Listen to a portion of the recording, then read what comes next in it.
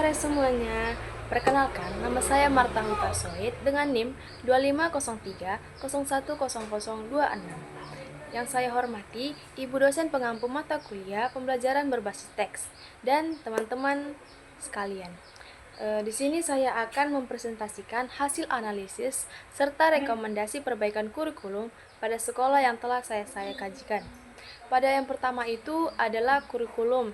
Kurikulum merupakan komponen yang penting dalam proses pendidikan karena menjadi pedoman dalam pelaksanaan pembelajaran. Kurikulum yang baik itu harus mampu menyesuaikan dengan kebutuhan peserta didik, perkembangan zaman, serta konteks lingkungan belajar.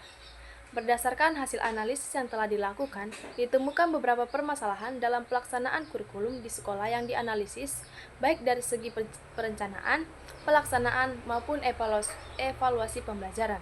Yang kedua itu adalah hasil analisis permasalahan. Permasalahan pertama itu adalah pada aspek pembelajaran, di mana metode yang digunakan masih cenderung konvensional dan kurang melibatkan keaktifan siswa. Yang kedua itu terletak pada materi pembelajaran yang belum sepenuhnya kontekstual dan belum mengaitkan dengan kehidupan sehari-hari siswa.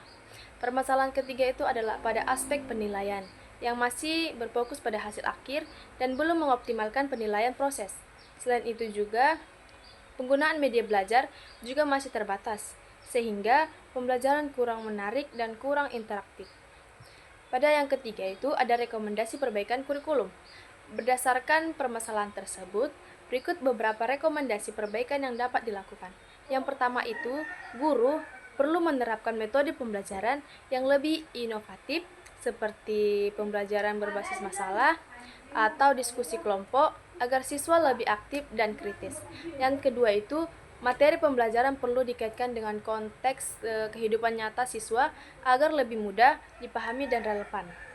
Dan ketiga itu, siswa diminta yang ketiga itu ada sistem penilaian perlu dikembangkan menjadi penilaian autentik yang tidak hanya menilai hasil tetapi juga proses belajar siswa.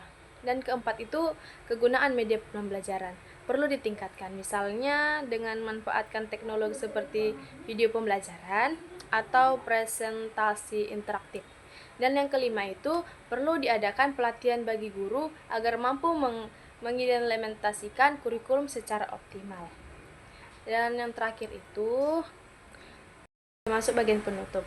Yang penutup itu dengan adanya rekomendasi perbaikan ini diharapkan kurikulum yang diterapkan dapat menjadi lebih efektif, inovatif, dan sesuai dengan kebutuhan peserta didik. Demikian yang dapat saya sampaikan. Terima kasih atas perhatian Bapak dan Ibu dan teman-teman sekalian. Saya ucapkan terima kasih.